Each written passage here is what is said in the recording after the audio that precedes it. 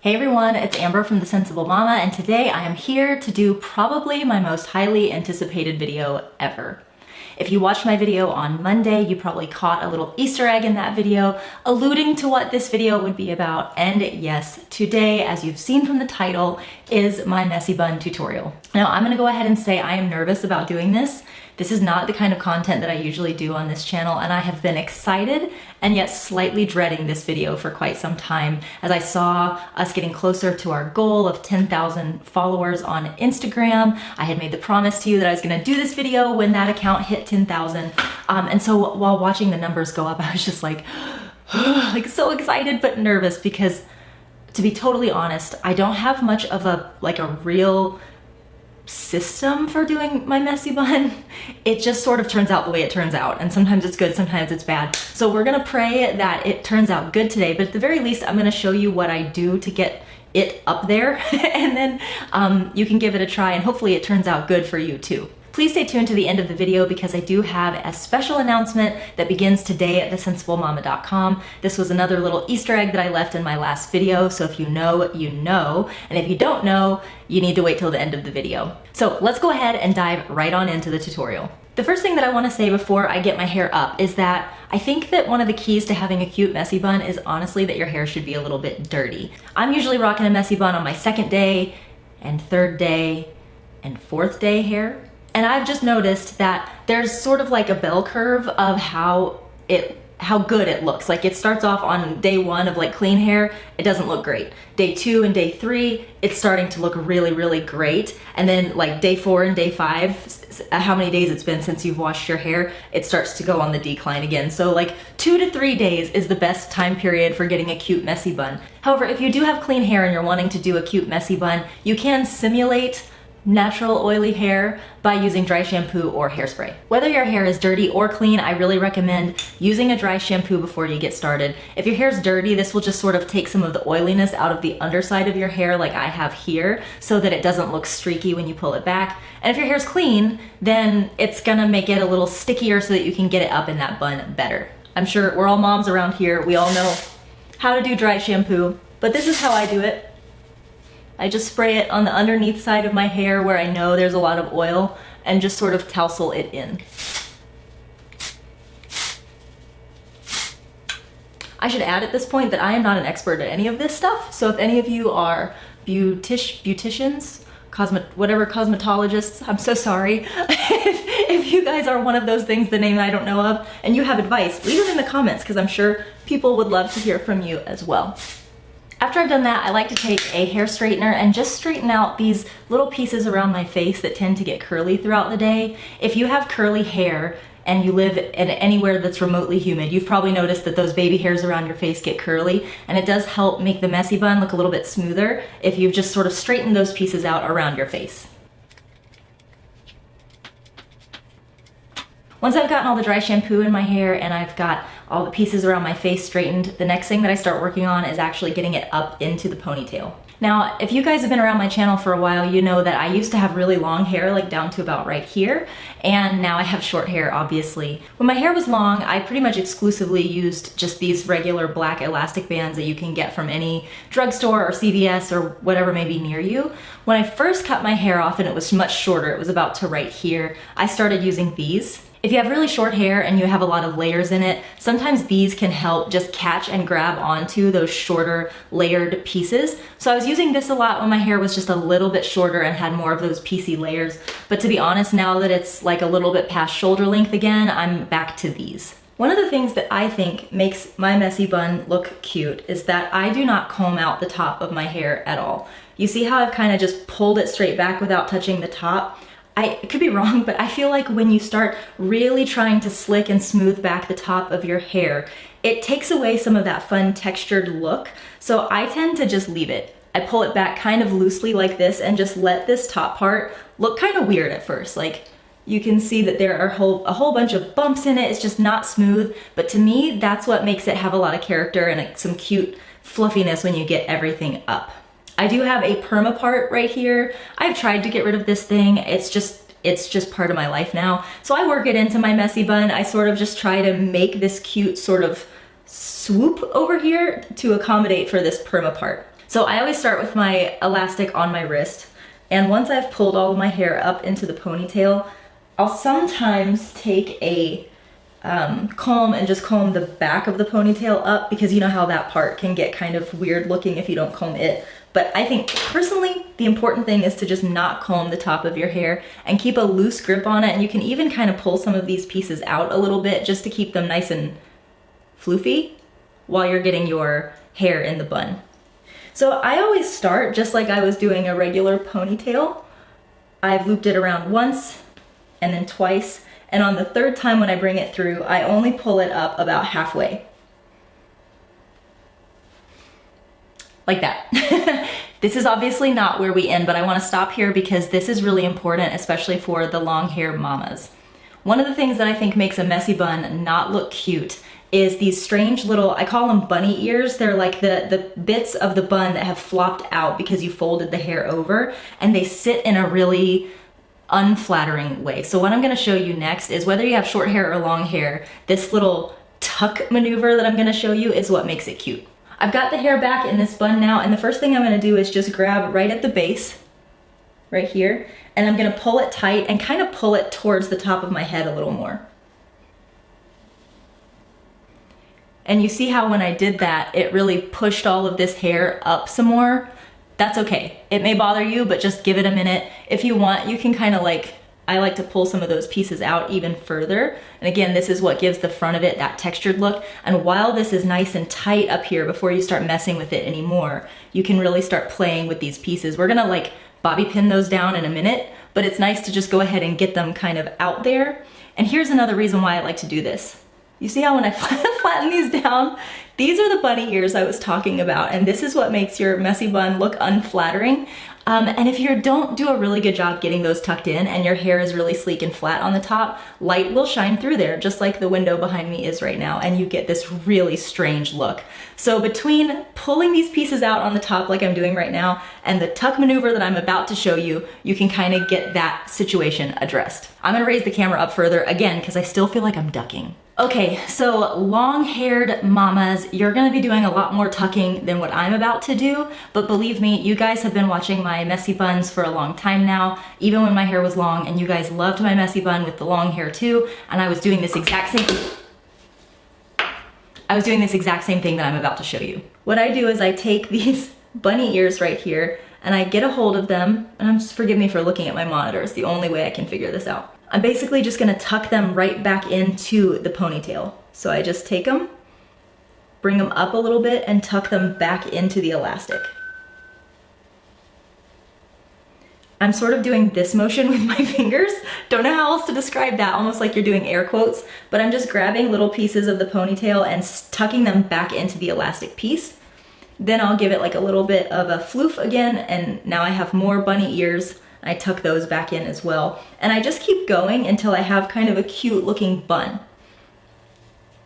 So we're still not done, but we're getting closer. And this is the part where you really, I think, start having a little bit of fun with it, is because now it's all about shaping the messy bun, right? Right now it's got a cute shape to it, but what I like to do is make sure that I'm working with the end pieces, the ones that are still sticking out of the bun, and just bring them around into interesting places to make it look like there's a lot of hair there with a lot of volume and texture, because that's what I'm always going for. I'm still going through and kind of pulling out little pieces so that it has that textured look to it. At this point, I'm kind of happy with how the shape of the messy bun is looking, so now I'm gonna start playing around with just refining it and giving a little bit more character to it. One of the things that I like to do is sort of use to my advantage the fallout hairs that I'm dealing with, because I'm still 20 months postpartum. I'm still having a lot of hair loss, but I'm having pieces grow back as well. And one of the things that I get is these little pieces right here.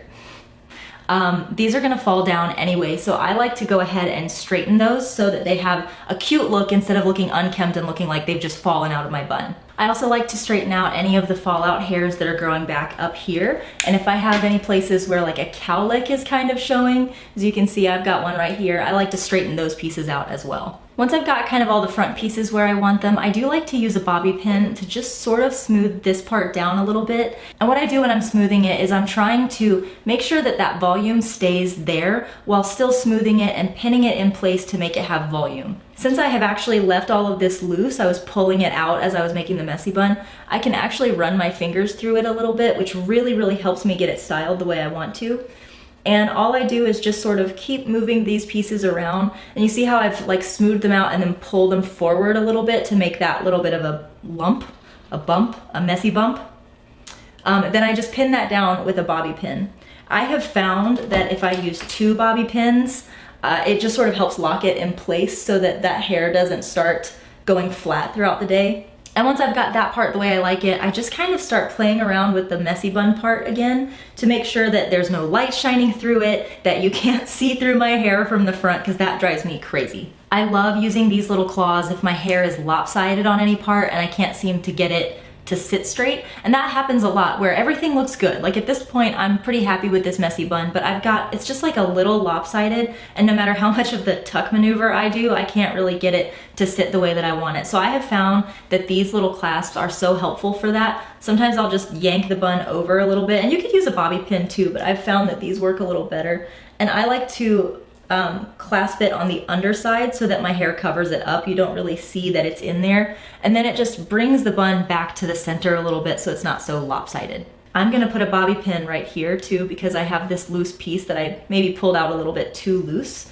So I'm just gonna bobby pin that right there. And honestly, this is why I love pulling all of that hair out in the front when I make the bun in the first place, is that it just gives you so much more to work with in terms of like making some height, making some volume, and giving it character. And I feel like that's why people like my messy buns, is because they have character to them. The point is they're not supposed to look perfect, they're supposed to look fun. Another great tool to have for making a cute messy bun is a teasing comb. If you have naturally flat, fine hair that's really silky, you can tease your hair first, just sort of like tease the top of it so that it's a little bit more grippy and has more volume. But the other thing that this kind of brush is great for is this end. You can kind of use it to pull pieces out a little bit and make the hair just stick out a little bit more if you want it to, and just have volume. Now, if you're watching this video, you're probably a mom, which means you probably deal with the same things I deal with. One of those things is fallout. So you can see here that where I have had some hair loss from pregnancy and after pregnancy, there's just places that don't really have, like you can see my scalp, and that bothers me. This is not something that I always take time to do, just because honestly it's just not really worth it all the time. But if I'm actually trying to look cute, I'm not just doing a 5-minute messy bun so I can messy bun and get it done kind of day. What I do like to do is use a brush like this. This one is by Eco Tools. I got it at Publix and I actually really love it. One side is an angled brush and the other side is just a kind of packed brush. It has some give to it, but it's not like, what you don't want is a really loosely packed brush. It needs to be a little bit stiff. I like to go into just any eyeshadow palette I have that has a dark brown that matches my hair color. This one is the Too Faced Natural Lust palette. I love this one. And it's just got several really good browns in it. It's good, make sure you get a matte eyeshadow that does not have any glitter in it, because that will be a huge mess. And I like to just dip the angled brush into a color that's really close to my hair. And I just go into the places like this. Sometimes you have to push the baby hairs back a little bit. And I will just lightly dab on some eyeshadow in those spots. Sometimes if it's a really thin spot, I will use the angled side of the brush. If it's a bigger swatch, like this one's bigger than I thought it was, I just sort of pat that onto that skin. And it may sound silly, but it makes a really big difference in terms of just making your hair overall look thicker and denser, and making it not look like you have bald spots in your hair, like we all do because we're moms.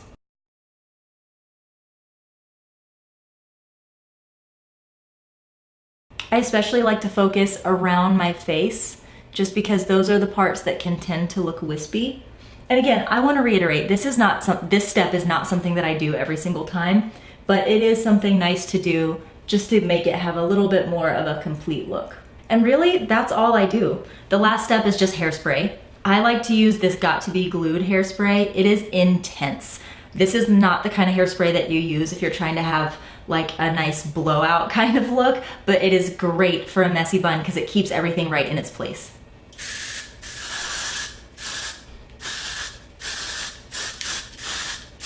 And that's basically it. I feel like this video made that look really complicated, and because this is a long video where I had to explain everything, I feel like some of you are gonna watch this and be like, that's totally impractical. I don't have that much time to get a messy bun together. I want you to know that once you get your groove and you're not talking through everything you're doing, this messy bun takes 3 minutes or less. It takes me absolutely no time to do this in the morning. Usually when I'm popping on Instagram stories where you guys see me the most, I have literally just popped my hair up in a messy bun and gotten on the camera right in that moment. So it's not anything that takes a long time. There may be a learning curve as you just sort of figure out your own hair and what your hair likes for you to do to it. But yeah, it's a really fast, simple, easy way of doing your hair, and it's just something that I love. If it's like day 3 or day 4 of your messy hair and it's starting to get a little bit too dirty to rock a nice looking messy bun, you can always throw on a high ponytail hat. These we carry at thesensiblemama.com, and they actually have a slit in the top so that you can stick your messy bun through it, which means that you can still have a cute, feminine looking hairdo, but have a hat to kind of cover up the fact that you haven't showered in a while. Literally all you have to do is just pull the messy bun through the slit in the top of the hat and you're good to go.